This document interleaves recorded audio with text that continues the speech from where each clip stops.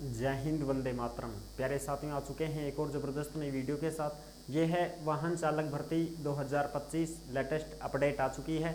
वाहन चालक भर्ती जो थी 2756 पदों पर, उस भर्ती के लिए अपडेट आई है कि जो संविदा पर जो ड्राइवर लगे हुए हैं, जो अनेक विभागों में काम कर रहे हैं संविदा के ऊपर ड्राइवर के पद पर, उनको पहले प्राथमिकता दी जाए।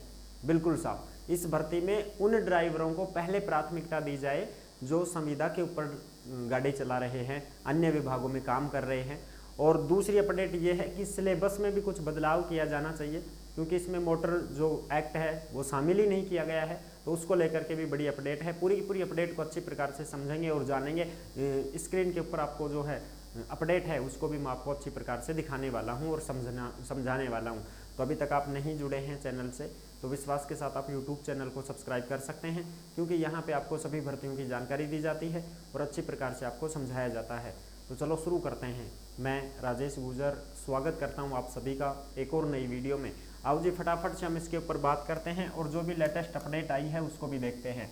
राजस्थान वाहन चालक भर्ती 2025 ड्राइवर भर्ती बड़ी अपडेट। संविदा ड्राइवरों को मिलेगी प्राथमिकता। सिलेबस बदलाव अपडेट। पदों की संख्या 2756 है। अब जो अपडेट आई है वो अपडेट आपको दिखाते हैं। ये है लेटेस्ट अपडेट जो आप यहाँ पे देख सकते हैं। ठीक है जी। और भाई काफ़ी समय से वीडियो नहीं आ पाए थे चैनल के ऊपर। इसका कारण ये था कि भाई मैं शादी में गया हुआ था और इस वजह से मैं बिजी था, नहीं आ पाया। स्टूडियो में ही नहीं आ पाया, मैं शादी में ही व्यस्त था, वहीं पर रुक गया था। और अब भी मैं आपके पास ज़्यादा दिन नहीं रुक पाऊँगा, यानी कि आज ही मैं यहाँ पे स्टूडियो में उपस्थित हो पाया हूँ। कल फिर से मैं वापस ही लौट जाऊँगा शादी में और फिर मैं आपको 12 तारीख के बाद में ही वीडियो कंटेंट उपलब्ध करवा पाऊँगा। इसके लिए वही थोड़ी सी सॉरी है ना, क्योंकि अब वहाँ पे शादी में जाना बहुत ज़रूरी है और घर में, यानी कि ये मान सकते हैं आप कि ननिहाल में है शादी, ठीक है ना, तो वहाँ बहुत ज़रूरी है। इस वजह से मैं बिजी होने के कारण वीडियो उपलब्ध नहीं करवा पा रहा हूँ। ठीक है जी, आगे बात करते हैं। वाहन, ये जो खबर है जो आपको दिखाई दे रही है, ये आपको टेलीग्राम के ऊपर मिलेगी भी। कहाँ पे मिलेगी? टेलीग्राम के ऊपर आपको मिल जाएगी। यानी कि जिस नाम से यूट्यूब चैनल है उसी नाम से टेलीग्राम चैनल है, उसी नाम से इंस्टाग्राम चैनल है। सभी साथी टेलीग्राम को ज्वाइन जरूर करें और वहीं पर आपको सारी भर्तियों से संबंधित अपडेट है वो मिल जाती है। नोटिफिकेशन हो, ऑफलाइन फार्म हो, सब टेलीग्राम के ऊपर डाले जाते हैं। और जो भी आप भर्ती के बारे में जानकारी चाहते हैं या कुछ पूछना चाहते हैं तो आप इंस्टाग्राम के माध्यम से ऑडियो कॉल कर सकते हैं, हमसे बात कर सकते हैं। इंस्टा के ऊपर आप मैसेज करेंगे तो आपका रिप्लाई जरूर दिया जाएगा। यह है वाहन चालक संघ ने मुख्यमंत्री को प्रेषित किया मांग पत्र।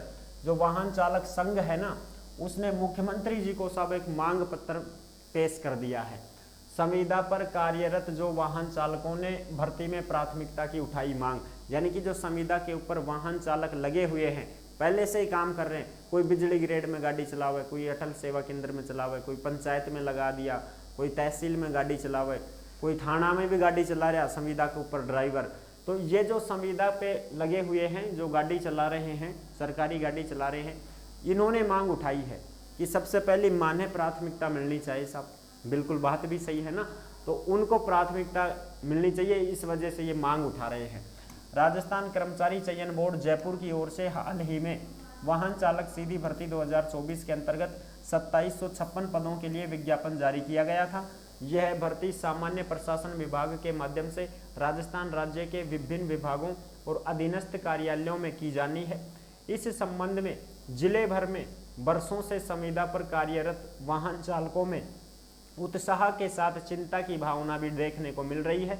यानी कि एक तो उत्साह ये है कि भाई भर्ती आ गई ड्राइवरों के लिए, लेकिन चिंता का विषय इसलिए बन गया कि जो संविदा के ऊपर ड्राइवर लग रहे हैं उनको प्राथमिकता मिलनी चाहिए। साहब, वाहन चालक संघ हनुमानगढ़ ने इस भर्ती प्रक्रिया को लेकर मुख्यमंत्री को जिला कलेक्टर व सांसद के माध्यम से ज्ञापन प्रेषित किया है। मुख्यमंत्री जी को ज्ञापन सौंपा है कलेक्टर के माध्यम से और सांसद के माध्यम से कि सांसद जी थे पहुंचाओ मुख्यमंत्री तक हमारी बात, मान्य प्राथमिकता मिलनी चाहिए।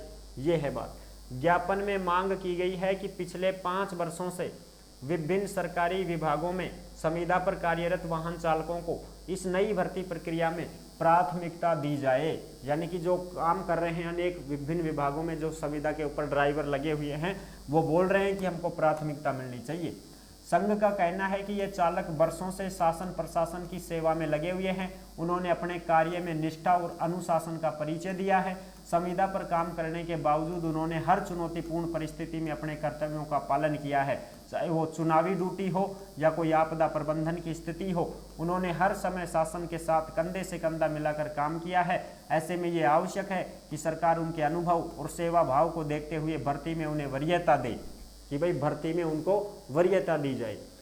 और इसी के बीच एक आया है सिलेबस से संबंधित अपडेट, जो भी मैं आपको बता देता हूँ।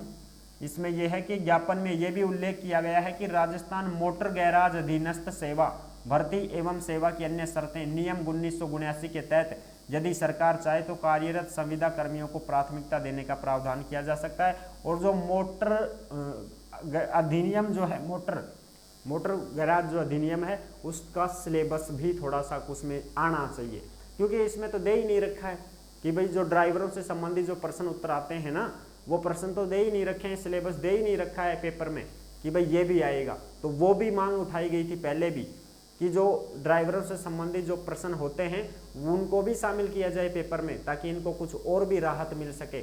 तो ये सारी की सारी चीज़ें आप देख रहे हैं, ज्ञापन के माध्यम से यह मांगे रखी गई, ये ज्ञापन दे रहे हैं। देखो यहाँ पे ये सारी चीज़ें आपको अच्छी प्रकार से दिखाई भी दे रही होंगी। संघ ने ज्ञापन के माध्यम से मुख्यमंत्री जी से मांग की है कि वे इस विषय पर मानवीय दृष्टिकोण अपनाते हुए संविदा वाहन चालकों के भविष्य को सुरक्षित करें। यदि सरकार संविदा चालकों को इस भर्ती में उचित प्राथमिकता देती है तो यह न केवल उनके वर्षों के समर्पण को मान्यता देने जैसा होगा, बल्कि अन्य अस्थायी कर्मियों के लिए भी एक सकारात्मक संदेश जाएगा। अगर सरकार ऐसा कर देती है कि भाई संविदा के ऊपर जो काम कर रहे हैं ड्राइवर, उनको अगर पहले प्राथमिकता दी जाती है, पहले प्राथमिकता मतलब ये होता है कि भाई अगर बराबर नंबर आ गए ना सबके पेपर में, और जो पहले से संविदा पे लगे हुए हैं तो उनको पहले लगाया जाएगा। मान लो एक जने के 78 नंबर हैं और दूसरे के भी 78 नंबर हैं पेपर में, तो इनमें से अगर कोई सा एक संविदा का ड्राइवर निकल गया कि भाई ये संविदा का ड्राइवर है, तो इसको पहले लगाया जाएगा। ये होता है प्राथमिकता का मतलब। ठीक है साहब, बिल्कुल। अगर ऐसा सरकार करती है तो आने वाले भविष्य में और भी जो संविदा के ऊपर लगे हुए हैं उनके मन में भी एक आस और उम्मीद जग जाएगी कि ले भाई कहीं ना कहीं अपने को भी कुछ तो छूट मिलेगी ही मिलेगी। ये है भाई बड़ी अपडेट। अब इसके ऊपर अगर कोई भी नोटिस आता है तो ज़रूर हम आपके साथ में साझा करेंगे, सारी चीज़ें क्लियर कर देंगे अगर कोई भी नोटिस आता है तो इसके ऊपर। ठीक है साहब, तो ये थी बड़ी अपडेट। आई होप आप अच्छी प्रकार से समझ गए होंगे, सारी जानकारी मैंने क्लियर कर दी है। कोई ना कोई सूचना जरूर आएगी, इसके ऊपर कोई नोटिस आएगा तो ज़रूर आपके साथ में शेयर करेंगे, साझा करेंगे, सारी चीज़ें क्लियर करेंगे। फिर मिलेंगे नेक्स्ट वीडियो में, तब तक के लिए सभी प्यारे साथियों को जय हिंद, जय भारत।